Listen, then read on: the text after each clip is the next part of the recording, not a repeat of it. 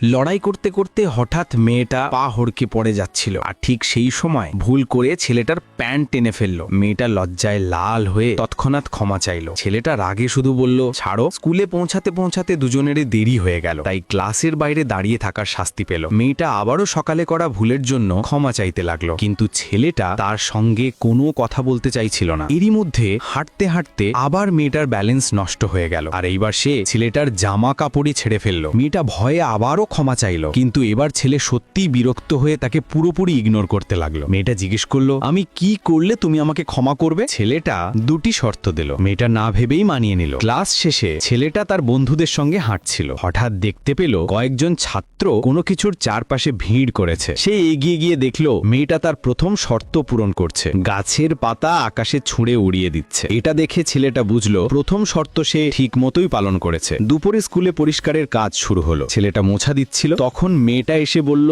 দ্বিতীয় শর্তটা কি বদলানো যায়? কথা বলেই সে ছেলের হাত থেকে মোছা নিয়ে তার সঙ্গে পরিষ্কার করতে শুরু করলো। এরপর আবার ছেলের সঙ্গে গিয়ে ব্যানার লাগানো যেও সাহায্য করলো। হঠাৎ কয়েকজন বাচ্চা দৌড়ে আসতে লাগলো। মেয়েটা পড়ে যাবার উপক্রম হলে ছেলেটা তাড়াতাড়ি তার হাত থেকে ব্যানার টেনে নিল। ঝাঁকুনিতে মেয়েটা আবার দুলে উঠল, কিন্তু ছেলেটা তাকে ধরে ফেললো। ঠিক তখনই ব্যানারটা সোজা গিয়ে প্রিন্সিপালের মাথায় পড়লো, আর তার উইগ উড়ে গেল। এটা দেখে দুজনেই দৌড়ে গিয়ে লুকিয়ে পড়লো। মেয়েটা তখনও জিজ্ঞেস করলো, দ্বিতীয় শর্তটা কি পূরণ হলো? ছেলেটা কিচ্ছু না বলেই চলে গেল। রাগে ফুঁসতে ফুঁসতে প্রিন্সিপাল তাদের ক্লাসে ঢোকে জিজ্ঞাসাবাদ শুরু করলেন। তখন ছেলেটাই প্রথম এগিয়ে এসে নিজের ভুল স্বীকার করলো। এটা দেখে মেয়েটাও দাঁড়িয়ে নিজের ভুল মানল। দুজনকেই আবার ক্লাসের বাইরে দাঁড়িয়ে থাকার শাস্তি দেওয়া হলো, কিন্তু সব শেষে ছেলেটা মেয়েটাকে ক্ষমা করে দিল এবং দুজনের বন্ধুত্ব হয়ে গেল।